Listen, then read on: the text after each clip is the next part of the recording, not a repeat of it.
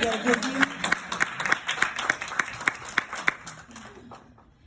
y'all, so we almost didn't make it here today. My mama can tell you, I was like, look, just call everybody and tell them I'm not coming. Go ahead, just call. I said, why? I was like, girl, cause my shirt. I wore this turtleneck on Thursday, right? And I went and I, became my ancestors' wildest dreams, and I went and I voted.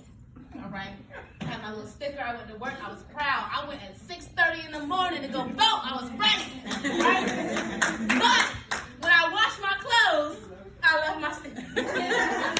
So when I went to go pull my turtleneck out, grabbed it, the sticker was all dry, it was crusty, and I was really overwhelmed. Okay, so 7:50 this morning, my pastor called me and said, "Hey, I need you to preach this morning." I said, "At 11 a.m."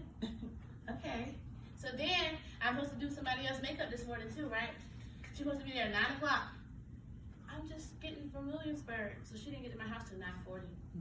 So I had to go preach without any makeup on. My shirt had the sticker, on it, and I was having a meltdown, a real meltdown, right? And then it's kind of crazy that I was thinking all these thoughts.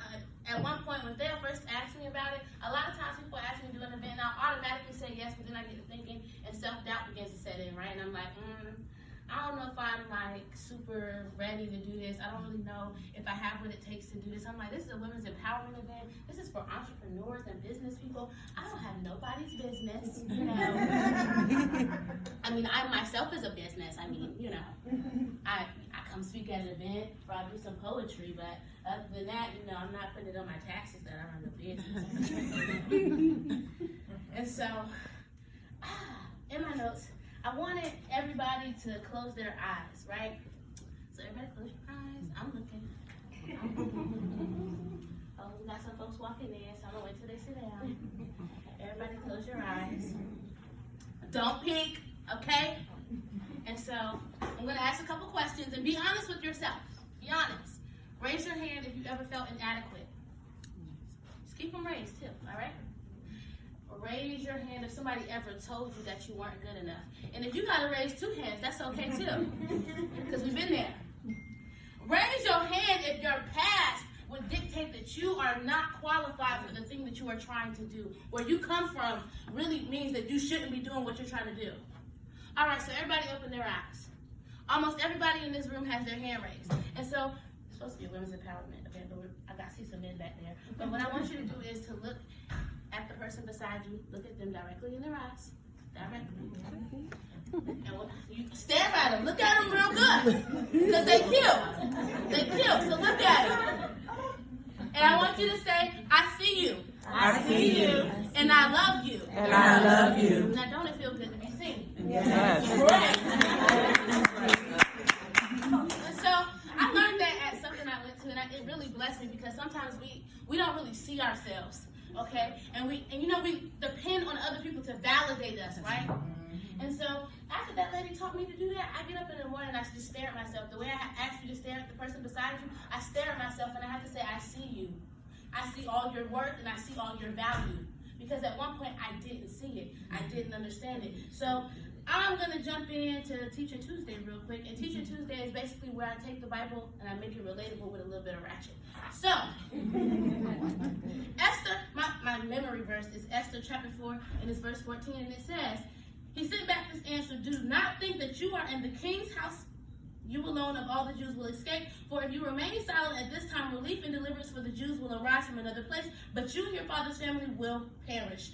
And who knows but that you have come to your royal position for a time such as this. So I'm going to start talking fast because I like to keep it short, okay? I usually record on my Snapchat, so that's why I talk fast. So Esther is, I don't know, got some Bible folks in here, you know about Esther. Yes. Maybe you do, maybe you don't, but I'll tell you about her anyway. Okay, so Esther's real name is this H word that I'm not going to try to pronounce because I'm going to mess it up, but her real name is this H word, okay? And so Esther had a mom and a dad, but her mom and her dad are gone, they died, and she became an orphan, right? And so then, after she becomes an orphan, her uncle ends up adopting her, and it ends up being the one that raises her. And so there's this king in the place that they live in, and Esther is also a Jew. And so at this time, the Jews are separate from a lot of places because they believe in Jesus Christ where everybody else does not, right? And so the people that don't believe in Jesus Christ want to persecute all the Jews. So Esther is a Jew, and this king, he had a wife at one time, but the wife, she was just a little disrespectful. And I can understand. He told her to come here, and she was like, nah. I'm not feeling it today. That's all right? right. Maybe she was on her cycle, I don't know, but she just wasn't feeling it today. And so he booted her out of queendom, all right? And then the people around the king was like, look, so this is what you're going to do. We're going to have like a competition, and we're going to have all these girls basically line up to see if they can win your heart. Kind of like the Flavor of Love. Y'all remember that? Yeah. Something like that. So, I feel like Esther could have been New York or something. So, Esther has to go through this season of preparation. So, it's 12 months of like bathing in these oils and stuff. Now, when you're starting a business, before you start a business, you have to be prepared, okay? You got to come up with a business plan. You got to come up with budgets. You got to have these people that's behind you. You got to figure out who's your team, who's solid, who's in your corner. So Esther had one person who was solid and who was in her corner, which was her uncle. And he knew everything. He knew the game. You know what I'm saying? He's like, look, this is what you're going to do. You're going to lay in this oil. And then I need you to don't tell nobody where you're from. Yeah, that's right. Okay? Because if you tell somebody where you're from, it's not going to be pretty. It's not going to end the way you want it to. So just listen to me. All right? Everybody got that one person, that voice of reason. Like, look, this is what you do. You want to win. So this is the plan. Yeah. So, and then God was showing me how a lot of us, we have these gifts and these ideas, but we look at other people and we say, God, but she's doing the same thing that I'm doing. It's no space for me. She make beads, but I make beads too, so what you want me to do? But the thing is, when God has called you to something, your gift will make room for you, and it doesn't matter. Because what's for you is for you, and what's for her is for her. But you can't worry about that, all right? So she's in this competition, all these women out here, and now look, some of the women are not Jews. Some of the women are the more desirable race that they want. All right?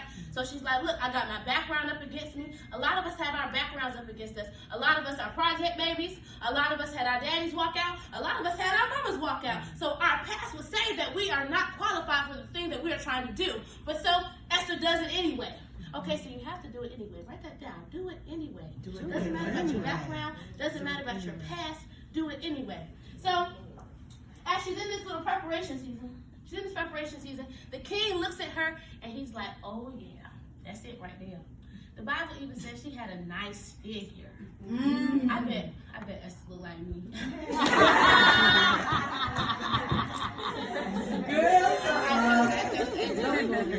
But Esther had a nice figure, and they talk about her face being so beautiful, right? And so then, he was like checking on her every day. The king would go to the people and like, how Esther doing? What Esther doing today? Y'all seen Esther Instagram today? Twitter looking cute, right? I know. Look. So then, she ends up basically being the person that's chosen, despite her background, right? But here's the thing, nobody knows her background. And so her uncle, the one who is a Jew, everybody knows he's a Jew, he's standing outside the king's gates because he can't go in because he's a Jew. And he hears one of the king's homeboys plotting to kill all the Jews. So I imagine the conversation went something like this. Now listen, here's the gate, here's the uncle, he's sitting outside, and he's like, yeah, bro, so listen, we about to pull up on them. Pull up all the ARs on them, and then it's gonna be cool. And the king's like, why do you want to kill them? Because bro, they don't follow none of the rules. They know the rules of this block. You don't come to this block, but they want to keep coming over here to this block like it's not cool, like it's our turf. And so he's like, okay, I'm gonna give you some money. You do what you gotta do. So the uncle hears this stuff, and he go back to Esther. He like, ma'am, they trying to kill our folks out here. What you about to do? She's like, oh, I don't know, because if somebody finds out that I'm a Jew, they're gonna kill me too. I mean, can you blame Esther? I mean, it's me or you, and every time I'm gonna win. So I'm just choosing me every time. That's selfish, Lord. I'm sorry. At the end of the day, it's me or you, and I'm choosing me. That's right. And so Esther was like, sorry to this man. Don't know this man. Sorry, I don't know what you want me to do.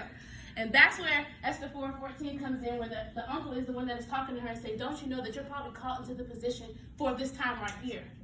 this exact appointed time is the reason that God gave you this position. You didn't get into this position on accident. He didn't give you the idea on accident. He didn't give you the pretty trappers on accident. That's right. It was for this time right here. That's right. But you got to get out of your mind. You got to get out of your feelings. God's been dealing with me about my feelings. How I think everybody else going to feel, how everybody else going to take me, Lord. But he said, you got to get out your feelings because I called you to this position for a reason. That's right. And so she goes, and her husband, you know, he was already hot on her before she even got to be queen. He said, baby, what you want? What you want me to do? He said, I'll give you anything. Anything you want, what you want. She said, invite homeboy to the dinner, and then I'll let you know what I want to do. He invites homeboy to the dinner. Child, Esther she had slicked somebody. She wasn't going to tell nobody when she was from yet. She had to wait till he got to the dinner. She had to wait. She said, all right, now that he's here, I just want to let y'all know I'm a Jew. You can't kill my folk. Matter of fact, you need to kill him because he's crazy. So that's what happened. He got killed. But the thing is, the Jews would have been killed had Esther not been in her position. Had Esther not did what God told her to do, despite of her background, despite of everything that was going wrong, despite of all the competition of these other women that were in the room. This is the reason that God called her to this position so that he could save the Jews. This is the reason that God has called you to do your vision and your vision and your vision and your vision. Yes. If you do not do what God has called you to do, you're going to hold up a whole line of people behind you. Okay? So I just want to inspire you today. For those that might feel a little inadequate or feel like you're not good enough, what God has for you is for you. And he's called you for a time such as this. And if you're not obedient and step out when he tells you to, you're going to hold up everything that's connected to you. And that is Teaching Tuesday with a little bit of action. Y'all have a good day.